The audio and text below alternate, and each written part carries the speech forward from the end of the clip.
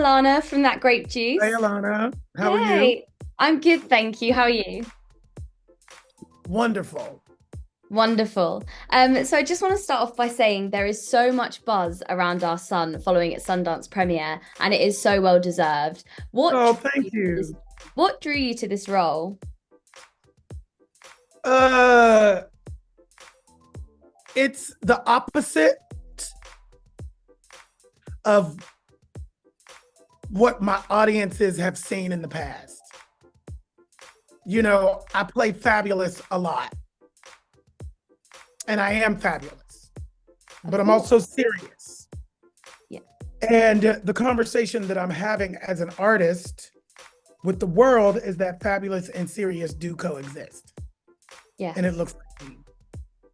And so this role allowed for me to begin the serious conversation in terms of my acting. As an actor, this role is completely the antithesis of anything I've played. And we always, as artists, want to challenge ourselves and grow. Many of us do, and I do, so that's why it's quiet. Yeah. Gabriel's quiet. Billy is not quiet. Gabriel is quiet. Yeah, the film it focuses on the realistic and quite raw themes depicted beautifully and emotionally throughout, and it does send a message of understanding and battling through hard times. And you poured so much into the performance that, like you said, I don't know if we've seen that from you before. What message did you Not take on film. from playing this role? What message? Yeah, did you take from playing a role like this? Huh. That's an interesting question. I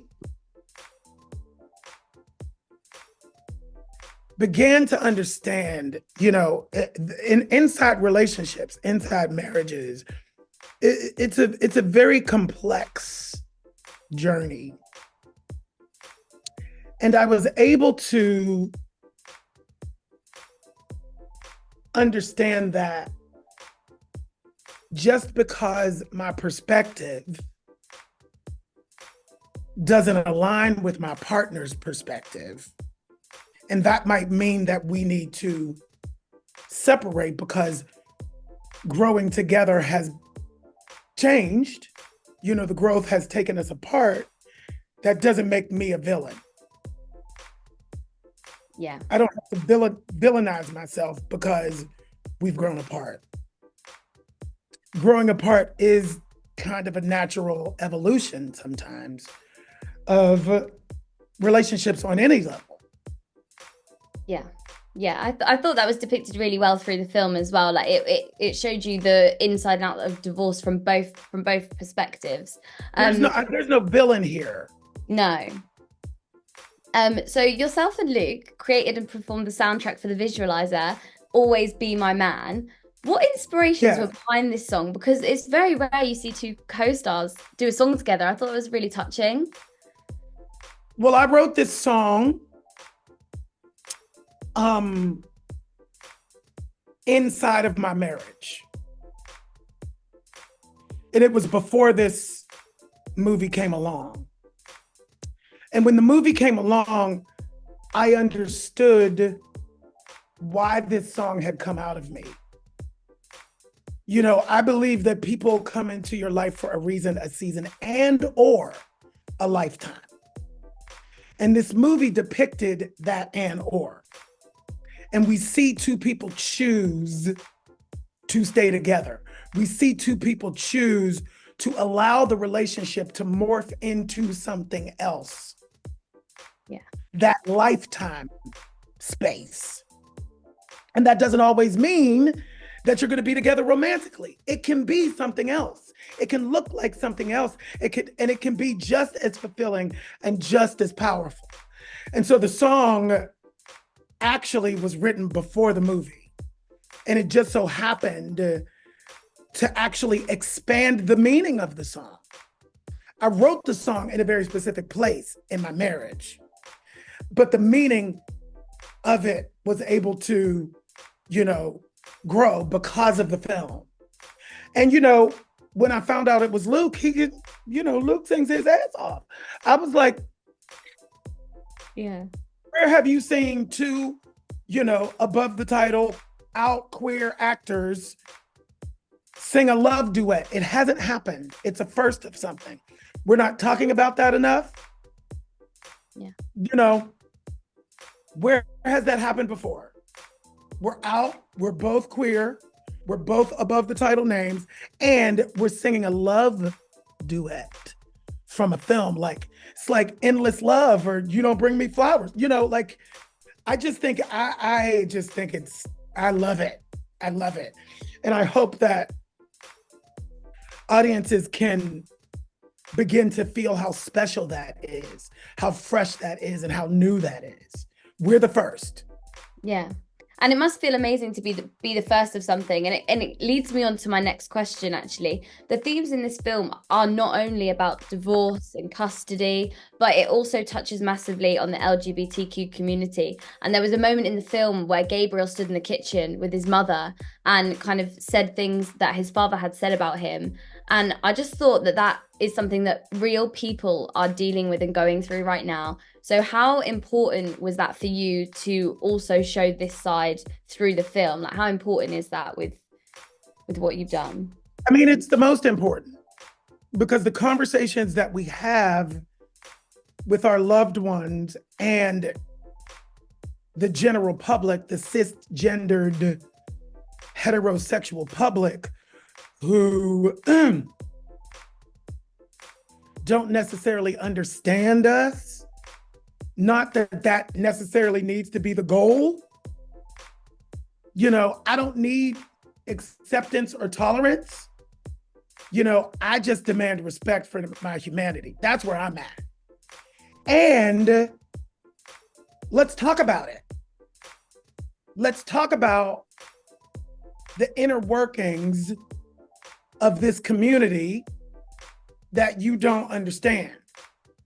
It's interesting to me because most of the time it's just about how we have sex.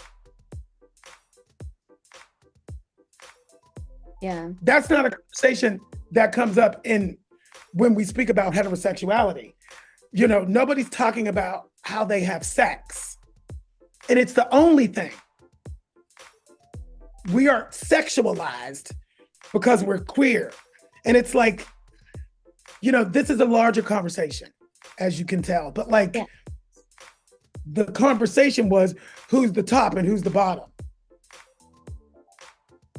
If I ever asked my parents that, they would have beat my ass. It's not your business. It's not your business is the correct response to that. And why are you asking me that? That doesn't have anything to do with the humanity of my relationship. Sex is just a part of it, just like sex is a part of yours. It's not the whole thing. Why do y'all always start with my bedroom? Get out of my bedroom. I'm not in yours. Yeah. Get out of my bedroom and you will all be fine. I agree. Yeah, I agree. I thought that's what the film did for me anyway. It gave insight, and those real issues that, my friends have dealt with before. I was like, do you know what? This is actually a wider issue that needs to be addressed. I think doing it through a film that is so emotional and so touching and like you said, one of the first with the soundtrack is just an amazing way. So I wanted to ask, what is next for Billy Porter? I do hear that you have some projects both in front and behind the camera. And music. So really, Black Mona Lisa is out. I have a lot of love in London. One of my songs called Baby Was a Dancer went #1 on Radio 2 this past summer. I'm coming back to do a UK tour in the fall in October. We're planning that now for the music. I have a production company, and we've been developing shows and films. And I have a slate that is very diverse and complex and fun and,